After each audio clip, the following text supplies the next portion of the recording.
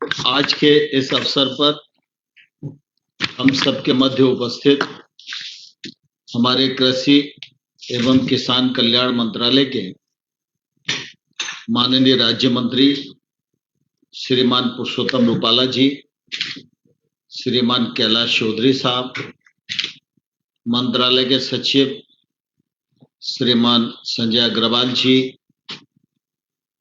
Ashwini ji, Subra ma'am, Bhadauria जी, राज्य सरकार के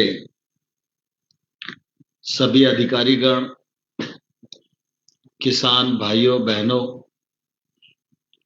और कृषि से संबंधित जो अन्य संस्थान हैं, उन सब के सभी महानुभाव, आज इस कार्यक्रम की आयोजना के लिए मैं विभाग के सभी अधिकारियों को हृदय से बहुत बहुत धन्यवाद देना चाहता हूं, क्योंकि इस प्रकार का आयोजन हो, यह सामान्य तौर पर मेरी कल्पना में नहीं था। लेकिन मोदी सरकार के दूसरे कार्यकाल के 2 वर्ष की पूर्णता पर कुछ नवाचार होना चाहिए, नीचे तक चर्चा होनी चाहिए। उस मामले में आप सब ने आयोजना की और एक दूसरे से वार्तालाप करने का जो अवसर इस कार्यक्रम के माध्यम से मुझे मिला है, यह निश्चित रूप से मेरे लिए बहुत ही प्रसन्नता का विषय है। यह वर्ष 20 और 21 देश के लिए भी, दुनिया के लिए भी बहुत कठिनाई का वर्ष है। अधिकारी हो, कर्मचारी हो, मजदूर हो, किसान हो, महिला हो, सभी लोग कठिनाई के दौर से गुजरे हैं और इस दौर में बहुत सारे लोग हमसे बिछड़ भी गए। लेकिन ईश्वर की कृपा है कि अब सने सने आप सबके सहयोग से इस संकट से देश उभरता जा रहा है और मैं भी इस मौके पर ईश्वर से कामना करता हूं कि आप सब स्वस्थ रहें, प्रसन्न रहें और हमारे किसान की ताकत ऐसी बनी रहे जैसे प्रतिकूल से प्रतिकूल परिस्थिति में भी देश को अपने कंधों पर खड़ा करने की आवश्यकता जो होती है, वह हमेशा पूर्ण होती रहे। भारत कृषि प्रधान देश है और भारत की कृषि अर्थव्यवस्था और ग्रामीण अर्थव्यवस्था, ये दोनों भारत की ताकत है और इन ताकतों में वृद्धि होती रहे, इनकी शक्ति बढ़ती रहे, तो निश्चित रूप से देश की बुनियाद को मजबूत होने से कोई रोक नहीं सकता। और इसलिए प्रधानमंत्री जी लगातार इस बात पर बल देते हैं कि गांव गरीब किसान, इसकी स्थितियों में बदलाव जब आएगा तभी देश में बदलाव आएगा। जब उन्होंने आत्मनिर्भर भारत की बात कही, तब भी उन्होंने यही कहा कि गांव गरीब किसान ये तीनों जुटेंगे तो भारत को आत्मनिर्भर बनाना हम सबके लिए अत्यंत आसान होएगा। हम सब लोगों के लिए सौभाग्य की बात है कि कोई किसान है, कोई अफसर है, कोई मंत्री है, ये सब लोग कृषि से जुड़े हुए हैं। कृषि के क्षेत्र से जुड़कर काम करना, यह मैं समझता हूं देश की बड़ी सेवा है और ये सेवा करने का सौभाग्य किसी न किसी भूमिका में हम सब लोगों को मिला है। आज किसान के परिश्रम, कृषि वैज्ञानिकों के अनुसंधान, सरकार की किसान हितैषी नीतियों का संयुक्त परिणाम है कि कृषि उत्पादन की दृष्टि से दुनिया में यदि या तो हम एक नंबर पर हैं या दूसरे नंबर पर हैं, लेकिन यह भी सही है कि उत्पादन बहुत होने के कारण, हमारी क्षमताएं होने के कारण जितना हम निर्यात कर सकते हैं, उस निर्यात की स्थिति में हम अभी बहुत पीछे हैं।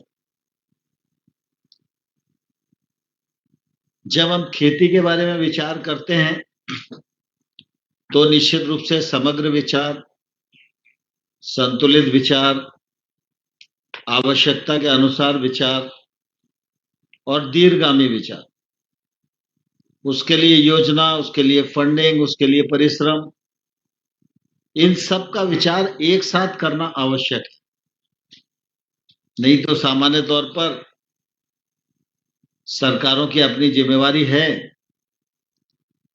कृषि भी चले, उपभोक्ता को भी सामग्री उपलब्ध हो, सस्ते दामों पर हो, उत्पादन बहुत बढ़ जाए, भाव गिर जाए तो नुकसान अकेला किसान झेलता रहे, और अभाव हो जाए तो दाम आसमान छूने लगे तो भी गरीब और किसान को ही मरना पड़े। सरकार के पास सीमित यंत्र हैं कि अगर अभाव दिखाई देता है तो बाहर के देश से मंगा लो, और प्रभाव दिखाई देता है तो बाहर भेज सकते हो तो भेज दो, अगर हमारे माल की गुणवत्ता है तो। लेकिन इससे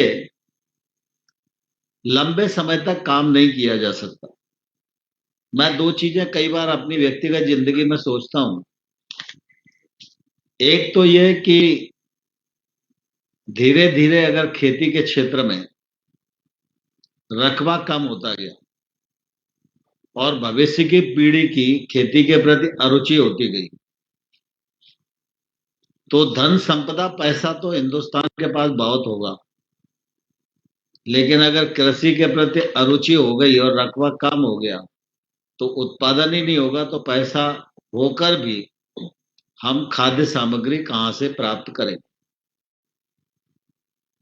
ऐसे ही दूसरा, कई बार हम सोचते हैं कि भाई ठीक है, ये अभाव हो गया तो चलो अब कॉमर्स मिनिस्ट्री है वो विचार करे और इसे इंपोर्ट कर ले। लेकिन अगर पूरी दुनिया में ही अभाव हो गया तो दूसरे देशों में भी अगर उपलब्धता नहीं है तो पैसे देने के बाद भी नहीं मिलेगा। और इसलिए जरूरी है कि हमारी कोशिश हमेशा इस बात की रहनी चाहिए कि देश अपनी आवश्यकता के लिए पूरी तरह अपने पैरों पर खड़ा रहे, आत्मनिर्भर बना रहे। मुझे इस बात की प्रसन्नता भी है और गौरव भी है कि प्रधानमंत्री जी ने इस दिशा में देश को आह्वान किया। भारत सरकार की हर योजना में आज ये आवश्यक हो गया है कि जो कार्यक्रम बनाया जा रहा है उसमें देश को आत्मनिर्भर बनाने के लिए क्या कदम है जो उठाया जा सकता है। इसके बिना भारत सरकार की कोई भी योजना आगे नहीं बढ़ती। हम कृषि के क्षेत्र में, अन्य क्षेत्र में आत्मनिर्भर बने, इसके लिए जहां योजना की आवश्यकता है योजना शुरू की जा रही है, जहां सरकार की मदद की आवश्यकता है वहां बचत की जा रही है, जहां ब्याज में छूट की आवश्यकता है वहां ब्याज में छूट दी जा रही है, जहां प्रोसेसिंग की आवश्यकता है वहां प्रोसेसिंग की जा रही है, जहां गैप्स को भरने के लिए 1 लाख करोड़ के इंफ्रास्ट्रक्चर फंड की जरूरत है तो वो दिया जा रहा है, पशुओं में बीमारी खत्म हो उसके लिए अभियान चलाया जा रहा है, औषधि खेती आगे बढ़े इसके लिए अभियान चलाया जा रहा है। गरीब किसान की, छोटे किसान की ताकत बढ़े, उसके लिए एफपीओ का एक बड़ा संसार बनाया जा रहा है। तो लगातार इस दिशा में भारत सरकार काम कर रही है। लेकिन मुझे इस बात की प्रसन्नता है कि इस कार्यक्रम से राज्य सरकार के सभी अधिकारीगण जुड़े हुए हैं।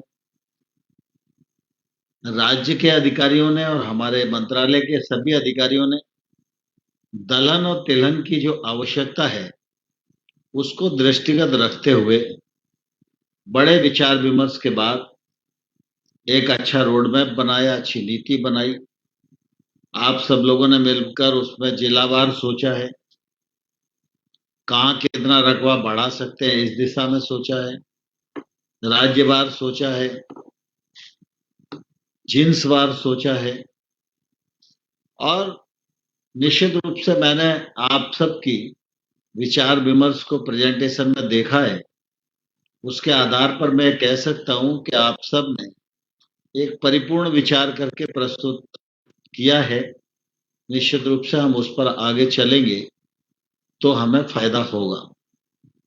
दलहन और तिलहन की दृष्टि से आज हम देखें तो दलहन का 10-15 हजार का इंपोर्ट हम लोगों को करना पड़ता है और तिलहन में 80,000 करोड़ रुपए का इंपोर्ट हम लोगों को करना पड़ता है। अगर हम आत्मनिर्भर हो जाएं तो ये मुद्रा बच सकती है, गरीबी उन्मूलन के काम आ सकती है, शिक्षा और स्वास्थ्य के साधनों के काम आ सकती है, फर्स्ट